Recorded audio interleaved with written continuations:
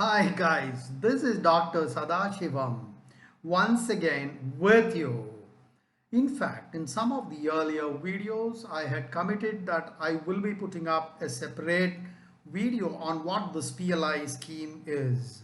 This scheme is a very exhaustive topic. So what I will do is, before I explain some of the outcomes of this PLI scheme in the last 9 or 10 months, I will give you a basic introduction in terms of what it is. And in this post, we will also be looking at some of the excerpts of the Secretary in the Ministry of Industries, Guru Prasad Mohapatra, as to what he has to say on this topic. We all know that COVID has been an unprecedented crisis for the whole world. So obviously, India is also very much affected, both because of the first wave as well as the second wave.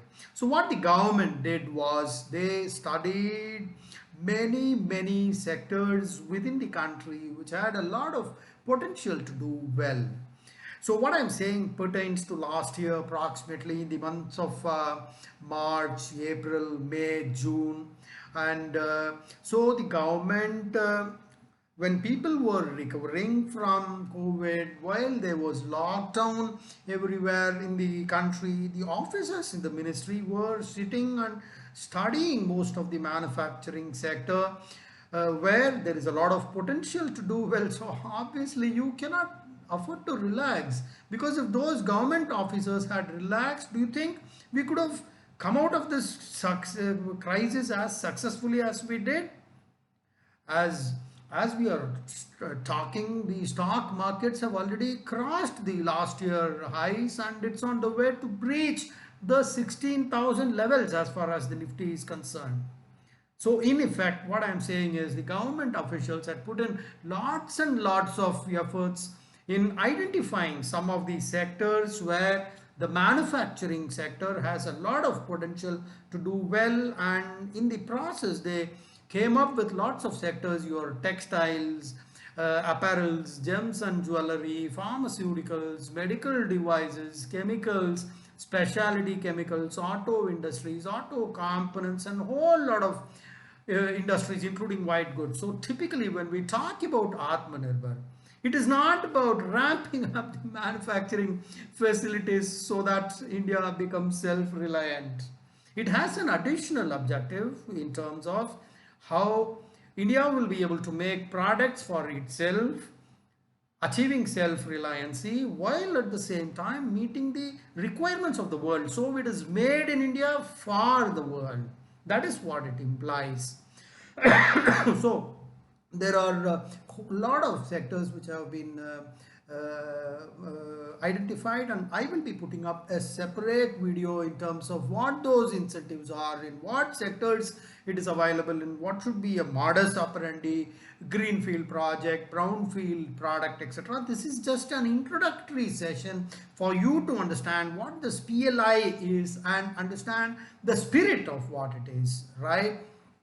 So every data, of course, the other video will give you. So as an incentive, it is not like the earlier subsidies given by the government where you will put up a factory and ask for subsidies from the government. It's not like that. So the purpose is not just set up and manufacturing as it's been all these years. It's not to dole out subsidies to the industries. It's more a question of understanding how much of the incremental value addition that industry will be able to give. That is number one, incremental value addition. Secondly is how much incremental employment will that industry be able to provide. And the third important aspect is incremental sales and how much you can export as a result of that. So when you look at these three conditions, certain things like medical devices, electronics, production of mobiles, they were the first ones to be introduced in the PLI because there were other products which came later. So the ministries had talks with the industrial honchos and they wanted to understand what other sectors are there in the industry. Apart from these three, we talked about medical devices, electronics and mobiles. And after the identification, then the second part is what is extremely important, and that's about quality control, because deficiency in quality would lead to rejections, and India will not be accepted as a supplier to the world if we don't produce up to the required quality. That is extremely important, and therefore what the government did was many initiatives. In fact, these FDI policies, they have been liberalized, they have been opened up to a lot of other sectors, and problems of the industry are being heard, and the government is also pushing the industry not only to ramp up their production facilities and ramp up the quantitative targets, but also to meet qualitative targets, because that is what will keep you in good stead as far as exports are concerned. Along with that, just to give a boost to companies, corporates, they have a lot of doubts in their mind, so they have to empower that. A secretary headed by a cabinet secretary, the import committee has been set up. Everything that requires immediate decisions will be taken. So many a times you have inter-ministerial correspondences, etc., which will delay all these processes. So anything which requires coordination or any of these bottlenecks or roadblocks, they will all be referred to this empowered committee, right? And that will be headed by the cabinet secretary, and immediately the guy will come and say what happened, and beach Mr. Modi also gets in and asks what has happened, by kahan dikkat hai, right? So the cabinet secretary is heading that. That is the kind of focus that the government is putting in for this PLI schemes. And apart from that, a project development cell has been constituted, and the job of that cell is to find out issues, what kind of steps need to be taken, what kind of problems the industry people are facing. All that is being collected, and other things like your battery, solar cells, etc., all of those sectors have been introduced, and I will be giving details of all those sectors. So for each of that, cabinet nod is required. They go through that process, all those issues have been taken care of. So those sectors where India has an edge in terms of manufacturing, they are always looking for such sectors.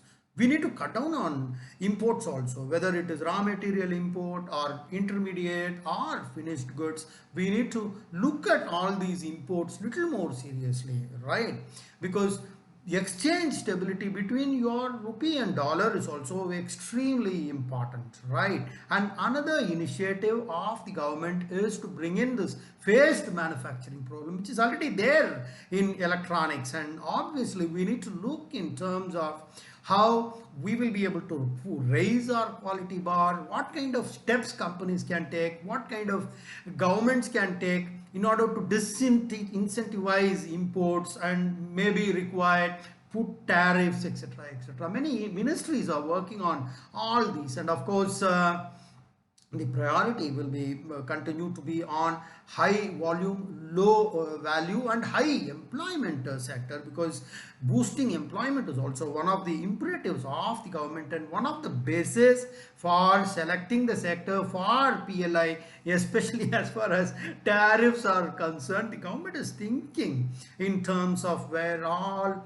you will be able to introduce tariffs. For example, you will look at what your areas of strengths are, how much will you be able to produce, what will be the approximate quality of that. So all those due diligence is being done in terms of what kind of your goods tariffs. For example, if it is white goods, for example leather, furnitures, India has the ability to manufacture. They have the ability to manufacture of good quality.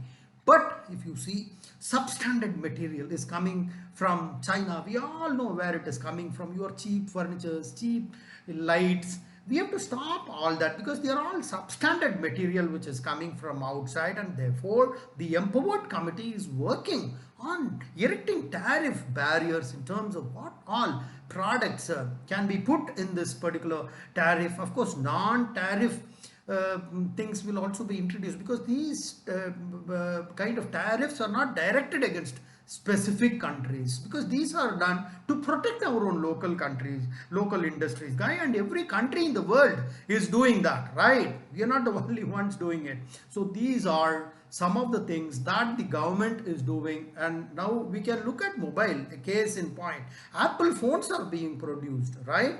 And many other things are coming up here, and over a period of time India will become a major producer of electronic products. Of course these tariff related things will come, because tariff is not something that is there only in India. It is there in all the countries. You have in China, you have in US, you have in South Asian countries, all the countries.